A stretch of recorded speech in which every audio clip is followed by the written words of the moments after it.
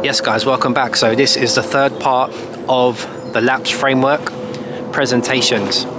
Now, presentations is basically offering your service, and we use a mini framework for our presentations, and it's called value. So when you're presenting your offer, this is after you've generated your leads, this is after you've then done your viewings. You're now considering presenting your offer either on the phone or face-to-face with the landlord. Now, the best way to do this is first, the letter V, verify the problem. You need to confirm the landlord's pain points, whether that be void periods, hassle of tenants, non-paying tenants, hassle of working with estate agents, paying estate agent fees, tenant fine fees, management fees. So first you must verify the problem. This is very important before you transition into your pitch. You have to first find the pain and then position your service as a solution. The next step is to articulate your offer. You need to clearly explain how your guaranteed rent service works. Make sure you explain how it's a hands-off service for landlords and how you can create true passive income for them by taking care of the tenants, by taking care of the management, even some of the minor maintenance. You want to sell them the dream outcome of just sitting there collecting rent without doing anything. You want to sell them passive income. You want to sell them making money in your sleep. Landlords buy property so they can get rich in their sleep, not to deal with tenants, hassle, management. So explain to them that you'll deal with all of that side of things, allowing them to just benefit from the passive income and the capital appreciation over time, right? So make sure you articulate your offer clearly, concisely, and make sure you clearly explain how you can provide a hands-off service for them. The next step is logic and emotion. So you need to mix facts with numbers, contracts, with reassurance, peace of mind, and freedom. So you need to be able to send them a draft contract. We have these contracts inside our program. This will create more trust with the landlord. Once they see your contract, they might want to look over it before they make a decision. You should mention the facts of how your service can make them more money over time and demonstrate this. We've got numerous marketing materials that demonstrate this inside our program, but ultimately you want to show them how by you paying them a fixed amount every month for 2 to 5 years, by you taking care of the tenants and the management, they're not going to pay any management fees, they're not going to pay any tenant fine fees,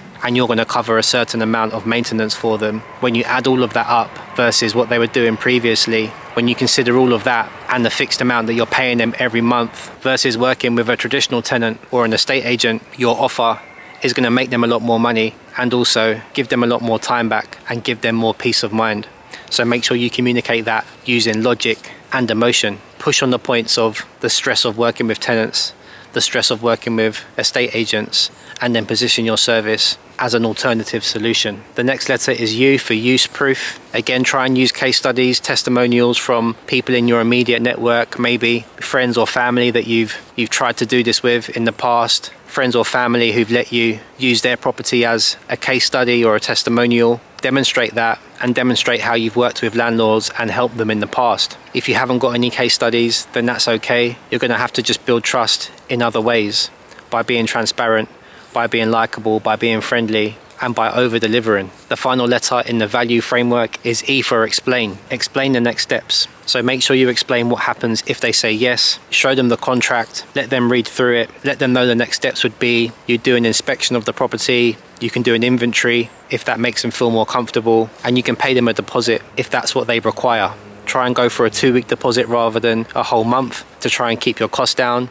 But if you're going for your first deal, then a month deposit is pretty standard, so you may have to pay that. But by paying that, you're going to build trust, and the landlord's going to know that you do actually have money to invest, and that's going to give them more reassurance when working with you. So that's the value framework. Verify the problem, articulate your offer, use logic and emotion, use proof, and explain the next steps. Don't wing your presentation. Practice until it flows naturally. The best way to do this is by repetition, doing the reps. So the more leads you generate, the more viewings you go on, the more chances you get to practice your presentations, right? So don't skip this step. Try and do as much volume as possible, have as many of these conversations as possible, see them as opportunities to improve and to practice. You don't have to get every deal, especially with your first 10 to 20 conversations. Just see them as practice, remove the pressure of trying to get the deal, and just try and run through your presentation until you feel like it's dialed in. Try and remove the fat, try not to overspeak. The service doesn't need to be oversold, it sells itself. Just practice working your way through the framework of verifying the problem, articulating your offer, using logic and emotion, using proof if you have any. If not, use yourself, your character, to build trust and explain the next steps. I hope you've enjoyed this video, guys. I hope you've got some value from it. This is P for presentations in the LAPS framework. There's only one letter left, which is sales, which we'll cover on another video. If you want me to help you start or scale your rent-to-rent business, click the link in the video description below. Book in a free call. On that call, we'll have a chat and see if we're a good fit to work together. If not, that's fine. Just keep watching the videos, keep learning, and as always, I'll see you on the next one.